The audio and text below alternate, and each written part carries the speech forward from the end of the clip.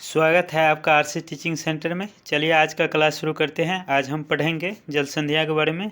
जल संधियाँ दो विशाल जल राशियों को जोड़ती है तथा दो विस्तृत स्थल खंड को अलग करती है। इनका व्यापारिक व सामरिक महत्व होता है।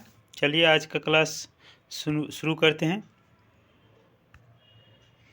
पहला है मलक्का जल संधि। मलक्का जल संधि जो है वो अंडमान सागर एवं दक्षिण चीन सागर को जोड़ती है। किसको किसको जोड़ती है? अंडमान सागर और दक्षिण चीन सागर को जोड़ती है और इंडोनेशिया और मलेशिया देश को अलग करती है। मलक्का जल संधि, मलक्का जल संधि को ध्यान में रखिएगा। ये अंडमान सागर और दक्षिण चीन सागर को जोड़ती है और इंडोनेशिया और मलेशिया देश को अलग करती है।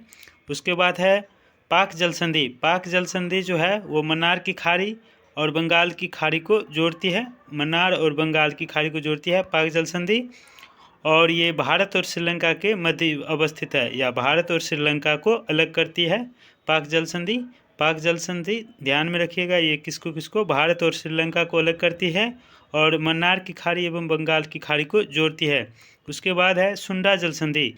सुंडा जल संधि ये जावा सागर और हिंद महासागर को जोड़ती है। सुंडा जल संधि किसको किसको जोड़ती है? जावा सागर और हिंद महासागर को, और ये इंडोनेशिया के क्षेत्राधिकार में आते हैं सुंडा जल संधि। उसके बाद बात करें सुगारू जल संधि की, तो सुगारू जल संधि जापान सागर एवं प्रशांत महासागर को जोड़ती है। किसको किसको? जापान सागर एवं प्रशांत महासागर को जोड़ती है सुगारू जल संधि, और ये जापान के क्षेत्राधिकार में आते हैं। जापान के क्षेत्राधिकार में आते हैं सुगारू जल संधि, और ये जापान सागर एवं प्रशांत महासागर को जोड़ती है। उसके बाद बात करें युकाटन जल संधि। युकाटन जल संधि जो है ये मेक्सिको की खाड़ी एवं कैरेबियन सागर को जोड़ती है। मेक्सिको की खाड़ी एवं कैरेबियन सागर को जोड़ती है युकाटन जल संधि, और ये मेक्सिको और क्यूबा देश को अलग करती है। मेक्सिको और क्यूबा देश को कौन अलग करती है? युकाटन जल संधि, और जोड़ती किसको किसको है? मेक्सिको की खाड़ी एवं कैरेबियन सागर को। उसके बाद है बाब अल मंडलेव जल संधि जो है ये लाल सागर एवं अरब सागर को जोड़ती है और अमन और जिबूती देश को अलग करती है। बाब अल मंडलेव जल संधि और ये लाल सागर और अरब सागर को जोड़ती है। उसके बाद है कुक जल संधि। कुक जल संधि जो है वो दक्षिण प्रशांत महासागर में अवस्थित है और ये न्यूजीलैंड के दो द्वीप, उत्तरी द्वीप और दक्षिणी द्वीप को अलग करती है। कुक जल संधि ध्यान में रखिएगा। उसके बाद बात करें मोजाम्बिक चैनल। मोजाम्बिक चैनल जो है वो मालागासी और मोजाम्बिक को अलग करती है और हिंद महासागर में अवस्थित है। मोजाम्बिक और मालागासी को अलग करती है कौन?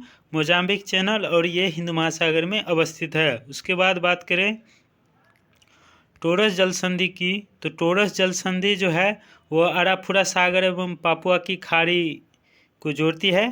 अराफुरा सागर और पापुआ की खाड़ी को कौन जोड़ती है? टोरस जल संधि, और ये पापुआ न्यू गिनी और ऑस्ट्रेलिया के मध्य अवस्थित है, यानी पापुआ न्यू गिनी और ऑस्ट्रेलिया को अलग करती है टोरस जल संधि, और जोड़ती किसको किसको है? अराफुरा सागर एवं पापुआ की खाड़ी, ध्यान में रखिएगा। उसके बाद बात करें बॉस जल संधि की, तो बॉस जल संधि तस्मान सागर एवं दक्षिण सागर को जोड़ती है।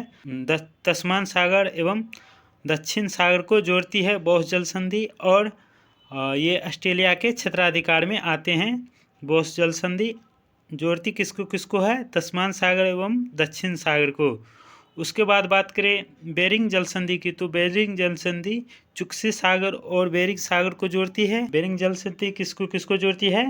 बेरिंग सागर और चुक्सी सागर को, और यूएसए के अलास्का एवं रूस के साइबेरिया वाले क्षेत्र को अलग करती है बेरिंग जल संधि।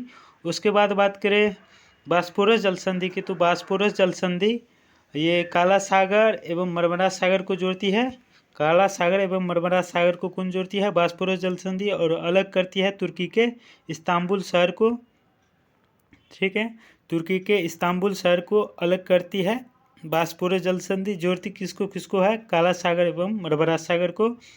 उसके बाद बात करें डेविस जल संधि की, तो डेविस जल संधि जो है वो बेफिन की खाड़ी और अटलांटिक महासागर को जोड़ती है। डेविस जल संधि किसको किसको जोड़ती है? बेफिन की खाड़ी एवं अटलांटिक महासागर को जोड़ती है, और ये ग्रीनलैंड को कनाडा से अलग करती है। ग्रीनलैंड पर डेनमार्क का अधिकार है, यह डेनमार्क का राजनीतिक अधिकार है ग्रीनलैंड पर। ग्रीनलैंड को कनाडा से कौन अलग करती है? डेविस जल संधि। और जोड़ती किसको किसको है? बेफिन की खाड़ी एवं अटलांटिक महासागर को जोड़ती है डेविस जल संधि। उसके बाद बात करें फ्लोरिडा जल संधि की, तो फ्लोरिडा जल संधि ये मेक्सिको की खाड़ी एवं अटलांटिक महासागर को जोड़ती है। और अलग किसको किसको करती है? वो अमेरिका और क्यूबा को, अमेरिका और क्यूबा को फ्लोरिडा जल संधि अलग करती है और मेक्सिको की खाड़ी एवं अटलांटिक महासागर को आपस में जोड़ती है फ्लोरिडा की जल संधि, ध्यान में रखिएगा। उसके बाद बात करें डोबर जल संधि की, तो डोबर जल संधि इंग्लिश चैनल एवं उत्तरी सागर को जोड़ती है, इंग्लिश चैनल एवं उत्तरी सागर को जोड़ती है डोबर जल संधि। और इंग्लैंड फ्रांस को अलग करती है, इंग्लैंड फ्रांस के मध्य अवस्थित है डोबर जल संधि और ये इंग्लिश चैनल एवं उत्तरी सागर को जोड़ती है।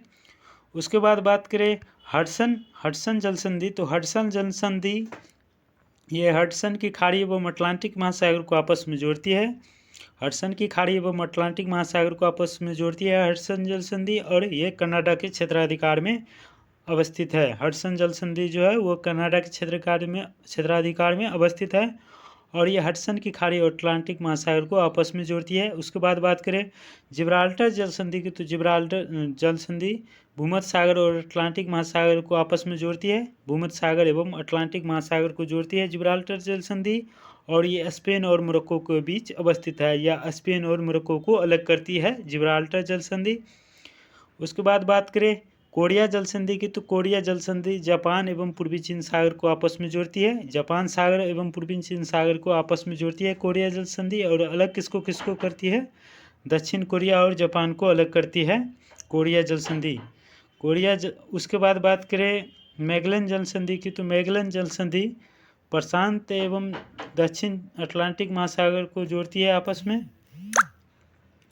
प्रशांत एवं दक्षिण अटलांटिक महासागर को जोड़ती है मैगलन जल संधि और ये चिली देश में अवस्थित है। धन्यवाद।